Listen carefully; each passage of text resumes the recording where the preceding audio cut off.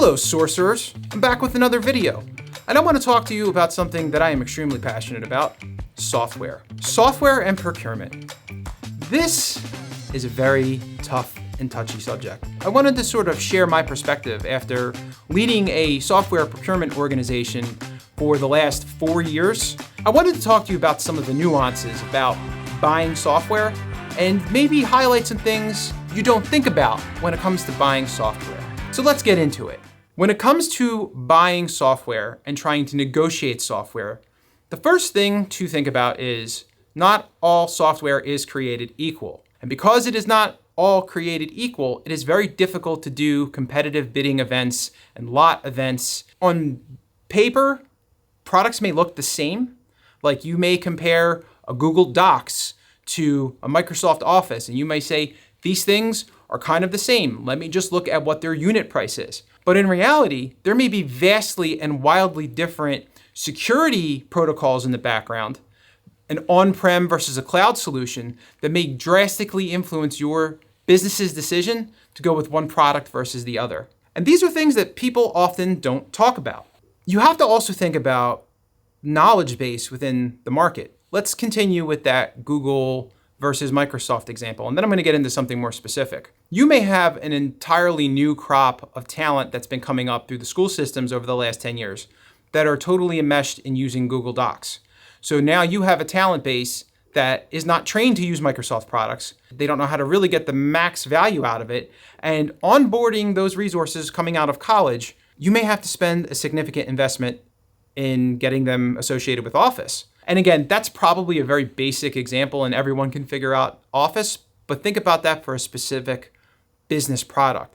If you're using some old legacy product, an old piece of accounting software like Peachtree or something like that, and no one has been using these products in years, and now you're trying to recruit new talent, replace people who are retiring, there may not be a talent base for these types of products. So that also factors into what your operational cost is for purchasing software. So you as a procurement person, if you are looking at this from a procurement lens, you may have to help educate the person who is requesting the software, the business unit, and say, yeah, you may be able to get a better, cheaper price with product X, but you also don't have a talent base that can use this product as well. And it's going to cost you X amount of money to bring in trainers and to bring in implementation services companies. There's all these other associated fees to get that piece of software up and running and to get the most value out of the dollars you're spending on the license. And along that line of thinking, let's take it one step further. Let's say you're a large corporation, a corporation that has bought a lot of other companies. And what ends up happening is each little business area or the company that was acquired, they have their own stuff. They have their own software, they have their own products, and that software product is firmly entrenched in that company. There's a lot of hesitation to move from product A to product B. Now, let's say that the overall company does multiple acquisitions. You have what I like to call the Tower of Babel for software. You might have 4 or 5 different products across the organization, and you have multiple business customers using different products.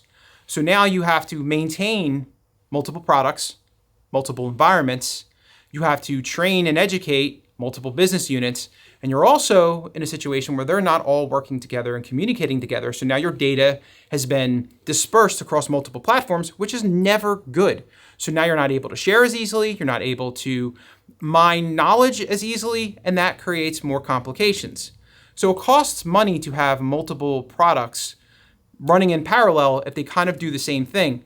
And companies generally are very hesitant, especially when they're in an acquiring cycle, to do those sunsets, because most of those other business units, you don't want to touch those business units early into the acquisition, a couple of years after the acquisition. You don't want to mess with anything, but the longer you let it go, the more money it costs the corporation as a whole. Another major issue with buying software is the general strategy around it.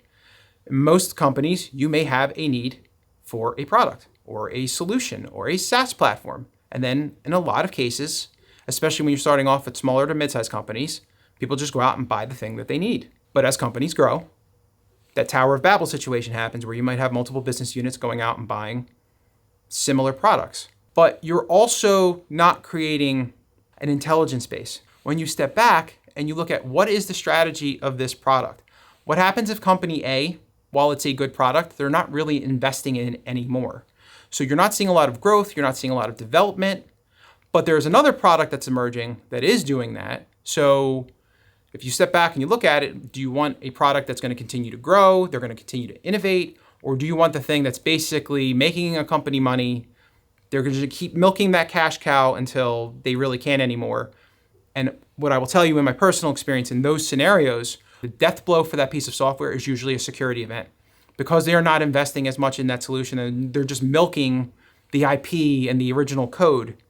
Eventually something will come along from a security perspective that will force a customer to want to shift. And that's not a great situation for anybody. It's not great for the company who owns the software, and it's not great for the company that has to shift, because it's usually they're being pushed off for a reason because they've upset their customer base.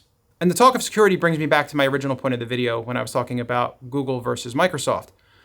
Security is probably the most important factor for purchasing a software entitlement. As more companies go from a traditional on-premise software license, a piece of code that you install on your own computers, and switching to a cloud solution where you're just logging on, those cloud solutions tend to have more security events. I like to say it's not a matter of if there is going to be a security breach, it's a matter of when and how bad.